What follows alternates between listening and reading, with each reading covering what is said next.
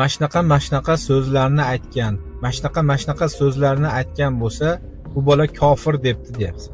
Shu mashnaqa so'zlarni men senga to'g'risini aytib beraman.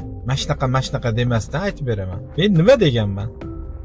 Mana bu hadislar Buxoriyda turgan bir nechta hadislarni keltirib, bu hadislar Muhammad alayhisalomning obro'siga, sha'niga mutlaqo to'g'ri kelmaydi. Olamlarga rahmat bo'lib kelgan Muhammad alayhisalomning sha'niga bu haqorat hisoblanadi. Bu Qur'onga zid, bu Qur'onga to'g'ri kelmaydi dedim.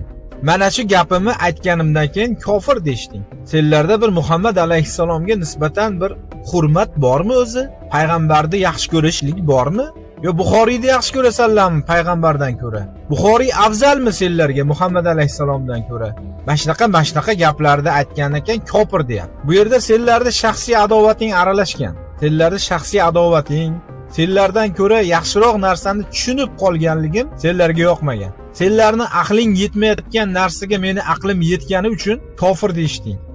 Mashnaqa deb turib, nega to'g'ri aytmayapsan? To'liq aytmayapsan o'sha so'zlarni.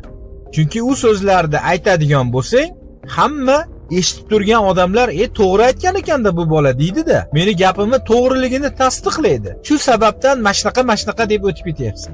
Qachongacha Sodiq Samarqandiy bilan o'zlaring aldab yurishasan? O'zlaringga qo'shib boshqa insonlarni ham aldayapsanlar. Senlarga Allohning la'nati bo'lsin, Allohning cheksiz azobi bo'lsin senlarga. Haqiqatni yashirayotganing uchun. Amin.